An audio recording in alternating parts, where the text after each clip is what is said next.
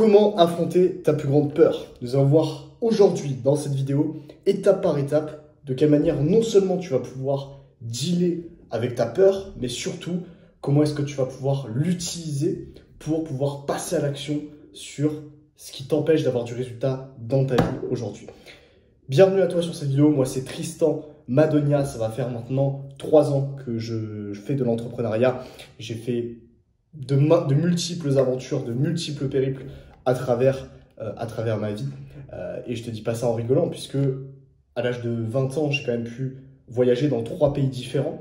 J'ai également rencontré des dizaines d'entrepreneurs. J'ai fait de multiples business qui ont échoué, certains qui ont un peu mieux marché, qui ont un peu mieux réussi. J'ai pu faire de l'argent en ligne. Et surtout, je suis aujourd'hui à un stade où, même si je ne suis pas parfait, je suis même putain de loin d'être parfait, et Dieu le sait, j'ai atteint un certain stade de paix intérieure qui me permet de pouvoir utiliser ma peur pour pouvoir non seulement passer à l'action, mais surtout faire ce que j'ai besoin de faire pour avancer dans ma vie. Et le point de cette vidéo, c'est exactement celui-ci. C'est toi, quelles actions tu peux mettre en place dès maintenant dans ton quotidien pour pouvoir manager cette peur, parce qu'on ne va pas la supprimer, spoiler alerte, on ne va pas supprimer ta peur, on va simplement la manager, on va la gérer, on va, j'allais dire la compresser, mais non, on va la faire circuler dans ton corps, dans ton esprit, pour que tu puisses simplement atteindre tes objectifs et vraiment l'utiliser en tant qu'énergie en fait. Parce que oui, la peur c'est de l'énergie, c'est une émotion, c'est une sensation. Et cette sensation va pouvoir te donner un boost dans tes journées si tu l'utilises à bon escient. Donc, de quelle manière nous allons pouvoir procéder par rapport à ça? Déjà, je vais commencer par te raconter une anecdote. J'étais en Thaïlande. Il y a approximativement 4 mois maintenant, j'ai pris mon billet d'avion. Je suis parti en Thaïlande. D'ailleurs, au passage, je suis parti dans le pire coin de la Thaïlande, Pattaya. N'allez surtout pas là-bas si vous faites un voyage, par pitié. Et je suis parti du coup avec des amis entrepreneurs pour pouvoir voyager et surtout bosser là-bas. Et j'ai été confronté à l'une de mes pires peurs quand j'ai fait ce voyage, c'était la peur de la solitude.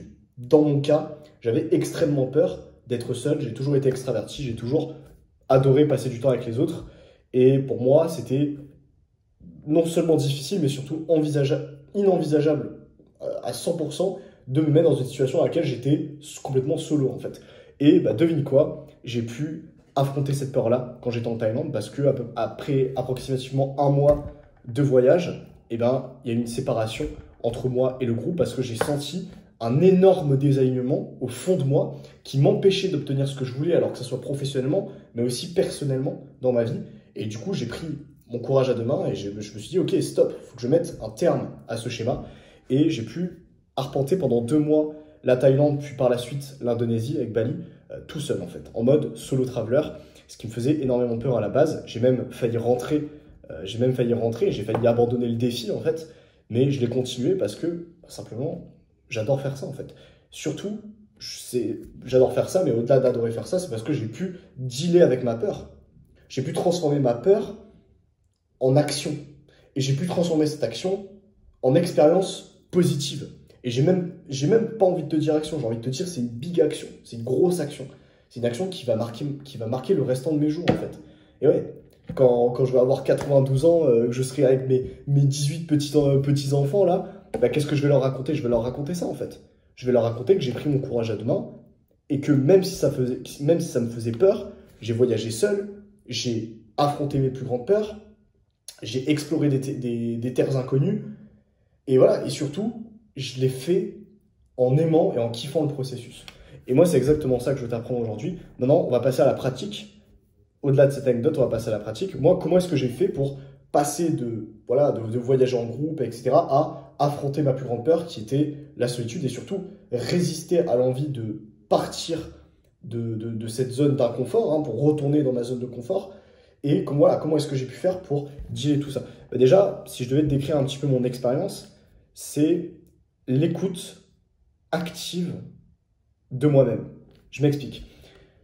Quand tu ressens une peur, même quand tu ressens une émotion, peu importe l'émotion en question, tu vas avoir des sensations partout dans ton corps. Et la plupart des gens, qu'est-ce qu'ils font? Soit ils vont aller ignorer ou essayer de supprimer ces sensations. C'est pareil pour tout, tu vois, peu importe la situation qui te fait peur ou qui est désagréable, si c'est désagréable, on va essayer de vraiment supprimer ça. Voilà, l'exemple typique, c'est tu penses à des mauvais souvenirs, tu penses peut-être quand tu te faisais, j'en sais rien, quand tu te faisais harceler à l'école primaire, etc. Tu penses à ce souvenir, hop, tu essayes de supprimer ce souvenir, tu essayes de supprimer les sensations désagréables autour de ce souvenir. Voilà, et tu essayes de te dire non, non, faut pas que je pense à ça, faut pas que je pense à ça. En fait, en faisant ça, tu crées littéralement l'effet inverse. Tu ne fais que alimenter la machine. Donc, ce que je te propose de faire, c'est totalement l'opposé, c'est-à-dire aller donner de l'attention à ces sensations, aller écouter ton corps, aller écouter ton esprit. Et ça, c'est peu importe la situation et les sensations que tu vas ressentir, avoir une écoute active de ces signes, de ces situations, de ces émotions, de ces sensations, de ces pensées qui peuvent parfois être lourdes, hein, parfois être insistantes. Mais ce qu'il faut que tu te dises, c'est que si c'est lourd, si c'est insistant, c'est que c'est pour une raison, mec. C'est que c'est juste pour une raison. La vie, elle fait bien les choses, en fait. La vie, l'univers, t'appelles ça comme tu veux, elle fait extrêmement bien les choses et elle va te mettre ces obstacles, entre guillemets, pour une bonne raison, pour que toi, derrière, tu puisses grandir. Voilà. Et c'est de cette manière-là que j'ai décidé de voir le prisme de ce que m'a apporté la vie quand j'étais en Thaïlande. Et le moment où j'ai eu le choix, où je me suis dit, ok, je peux soit rentrer chez moi, soit affronter ma plus grosse peur et dealer avec ça, en fait, j'ai pris la bonne décision parce que j'ai écouté au plus profond de moi mes sensations. J'ai fait un vrai travail de fond là-dessus. Je me suis questionné. Donc, ça passe par la questionologie, par le fait de se poser des questions. Pourquoi est-ce que je me sens comme ça? Qu'est-ce que mon corps, qu'est-ce que mon esprit, qu'est-ce que ma personne veut essayer de me dire à travers ça? Quel est l'objectif, en fait? Quel est l'objectif de tout ça, en réalité? Pourquoi est-ce que je suis parti à la base en voyage? Donc, j'ai même remis en question l'intégralité de mon action de base, en fait. Pourquoi est-ce que je suis parti? Je suis parti pour explorer, pour découvrir des choses, pour me découvrir moi-même également.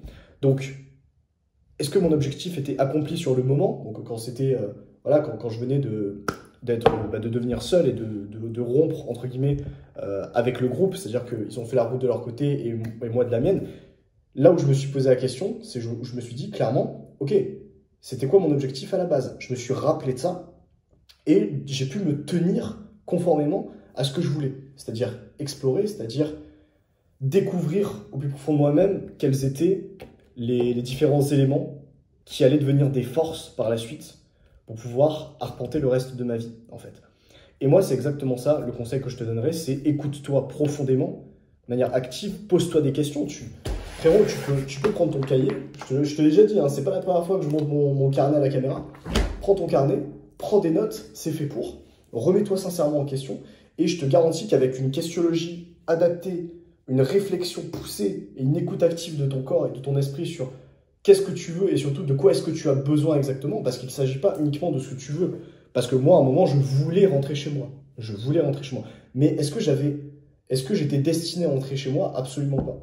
Donc voilà, il faut vraiment que tu apprennes à split cette différence, en fait, à vraiment départager, discerner cette différence-là. D'accord? Donc déjà, ça, c'est la première chose à faire. Dans la deuxième, ça va être vraiment utiliser la sensation comme énergie. Alors, comment est-ce qu'on fait pour faire ça? Il y a plusieurs méthodes. Il y a le Reiki, il y a le taoïsme, donc voilà, le taoïsme chinois, etc. Donc, tout ça, le yoga, c'est une très bonne méthode de gestion de l'énergie. Je te conseille, il y a pas de vraiment, c'est pas sorcier, je te conseille vraiment de pratiquer quotidiennement ces méthodes, même de méditer, parce que ça va te permettre simplement d'avoir une énergie qui va être décuplée et surtout de pouvoir gérer tes émotions, de pouvoir gérer tes sensations, pardon, et derrière d'être en capacité d'obtenir plus de résultats sur tes actions. D'accord? Donc déjà, ça c'est la base. Maintenant, au-delà de ça, parce que voilà, je vais pas juste te faire le discours, vas-y, il faut que tu ailles méditer 3 fois par jour, ça sert à rien, sinon tu n'aurais pas regardé cette vidéo. Moi, ce que j'ai envie de te dire au-delà de ça, c'est repère dans les situations dans lesquelles tu ressens une forte tension énergétique, repère ces moments-là, dans ta journée, dans ta semaine, dans ton mois, repère quand exactement tu ressens ces tensions et apprends à les anticiper, à les écouter. Donc en fait, c'est en 3 étapes.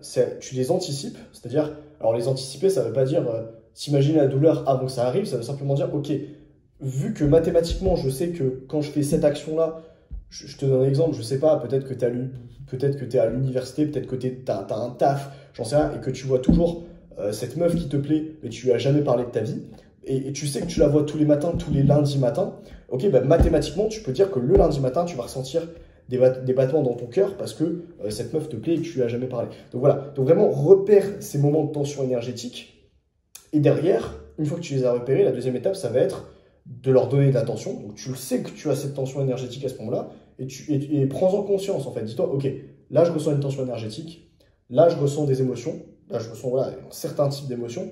Et la troisième étape, ça va être de passer à l'action. De passer à l'action sans réfléchir, vraiment. Parce que là en fait, tu as deux choix. Une fois qu'il va se passer ça, tu vas littéralement avoir deux choix. Le premier choix, ça va être la réflexion, l'analyse, alors qu'il n'y a plus à analyser. Là, c'est plus le moment où tu dois analyser. Quand tu as passé ces deux étapes, c'est-à-dire que tu as donné de l'attention à ton émotion, tu l'as anticipé, etc., et que tu veux analyser, ben non, il n'y a rien à analyser en fait. Il faut simplement passer à l'action, faire ce que tu as à faire et obtenir le résultat en question. Et du coup, la deuxième voie, ça c'est la voie de la raison. La deuxième voie, ça va être passer à l'action. Voilà. Et utiliser l'énergie en question, même si elle peut paraître négative, pour faire la tâche que tu as à faire. Ok ? Pour aller expliquer ton idée à un collègue de travail. Ok, donc ça peut paraître challengeant de faire ça. Pour monter sur scène, attraper le micro et parler peut-être à des dizaines de personnes. Pour aller discuter avec cette femme qui te plaît. Ok, ça va être vraiment faire l'action en question, avoir conscience et donner de l'attention à ton émotion, l'utiliser comme telle et agir, tout simplement. Voilà. Et après, tu pourras également utiliser cette méthode de gestion énergétique pour des actions et des décisions encore plus grosses que simplement faire une conférence, ou ce qui est déjà très bien. Hein. Voilà. Moi, par exemple, la décision de rester 2 mois de plus en Thaïlande, c'était pas une décision à la légère. Ça pouvait paraître en tout cas comme étant une grosse décision et ça aurait pu littéralement me tuer. Hein. J'aurais pu ne pas endormir, etc. Mais ma gestion énergétique a permis vraiment de, sans trop me poser de questions, agir, passer à l'action, malgré cette envie de retourner au pays et de rester, faire ce que j'avais à faire, expérimenter, explorer.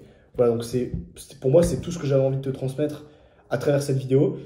Également, garde en tête le fait de pouvoir mixer, parce que cette partie sombre de toi, on a tous une partie sombre. Voilà, ne mens pas, mec. Si tu regardes cette vidéo, tu sais très bien que tu as cette partie sombre qui demande de faire qui a des envies pas nobles en fait, qui a des envies pas nobles, qui a des envies voilà, de faire des choses, je sais pas, peut-être de faire des choses égoïstes, d'avoir des accomplissements égoïstes, voilà, j'en sais rien, peut-être d'avoir une grosse voiture, d'avoir une énorme villa, j'en sais rien, ça c'est égoïste, tu vois, c'est vraiment purement matériel, purement, c'est pas pur comme intention, mais c'est ok, t'es un humain en fait, t'es un homme, t'es pas Dieu, t'es pas Jésus-Christ, donc de faire en sorte de mixer cette partie sombre de toi avec la partie éclairée. Tu vois, souvent les gens tombent dans un extrême ou dans l'autre.